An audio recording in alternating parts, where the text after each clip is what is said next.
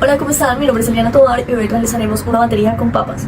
Algunos conceptos fundamentales que hay que tener en cuenta para realizar este experimento son electrolito, que es una sustancia que se descompone en iones, es decir, partículas cargadas de electricidad, cuando se disuelve en algún líquido.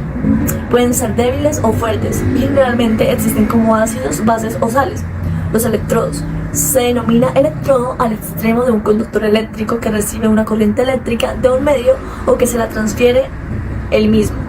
Entablan contacto con los electrolitos. Se encuentran en celdas electroquímicas y pueden ser ánodos o cátodos. Los ánodos son electrodos positivos y allí en estos ocurre una reacción de oxidación y se produce una pérdida de electrones. Ya en los cátodos pues son electrones negativos y ocurre una reacción de reducción y genera una ganancia de electrones.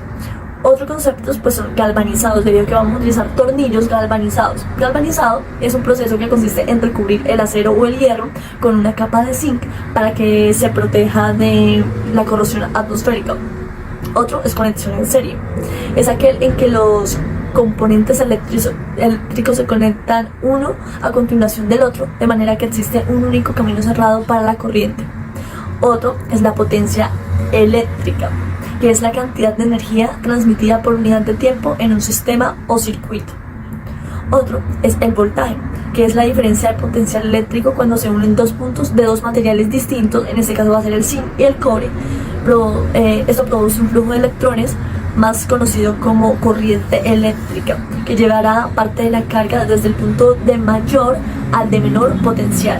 Otro es la intensidad de corriente. Esta está determinada por la rapidez con la que la carga fluye a través del conductor, que es la corriente continua también. La corriente continua hace referencia a la circulación, cuando circula siempre en el mismo sentido la corriente y tiene un valor constante.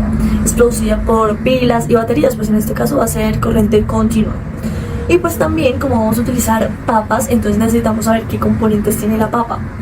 Entonces, algunos componentes con potencial antioxidante en una papa son el ácido ascórbico, el tocoferol, los carotenoides, los diferentes polifenoles y ácidos fenólicos, como el ácido clorogénico, principalmente representante de este grupo.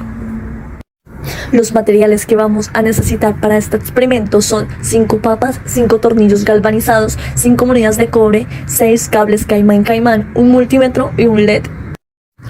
Para hacer nuestra batería con papas, primero se realizarán 2 incisiones paralelas cercanas entre sí en cada papa. Segundo, se van a introducir en las aberturas un tornillo y una moneda respectivamente. Tercero, se va a hacer una conexión en serie entre el zinc y el cobre puesto en cada papa. Y 4, finalmente se hace la conexión del cátodo y el ánodo al LED.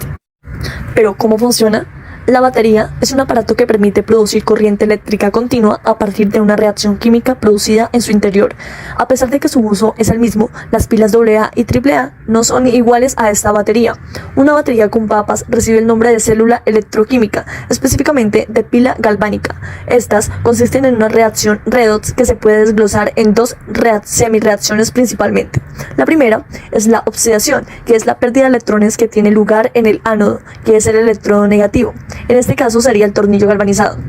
En la segunda ocurre la reducción, que es cuando se aceptan electrones. Esto ocurre en el cátodo, es decir, el electrodo positivo. En este caso sería la moneda de cobre. La electricidad se genera debido a la diferencia de potencial eléctrico entre estos dos electrodos. Esta diferencia de potencial se crea como resultado de la diferencia entre los potenciales individuales de los dos electrodos en relación con el electrolito o disolución en la que están sometidos. Las papas tienen un interior ligeramente ácido debido al ácido ascórbico o vitamina C.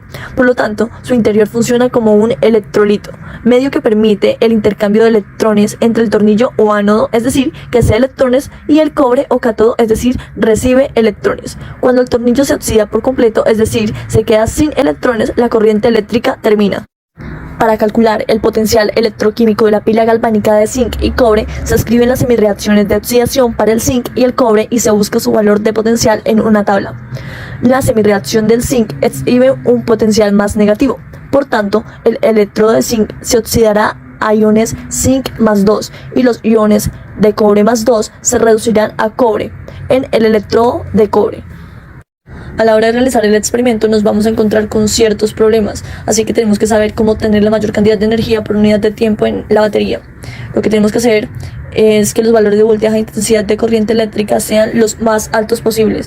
También, si debemos variar el voltaje para que nuestro LED pueda encender, hay que seleccionar las reacciones anódica y catódica que produzcan la mayor diferencia de potencial. Para ello miramos la tabla de diferencia de potenciales y, como podemos observar, el zinc y el cobre son perfectos para este experimento. Hay que seleccionar también los electrodos donde las reacciones de transferencia de carga ocurren a mayor velocidad. En otras palabras, los electrodos deben ser buenos catalizadores de las reacciones electroquímicas que llevan a cabo en la superficie.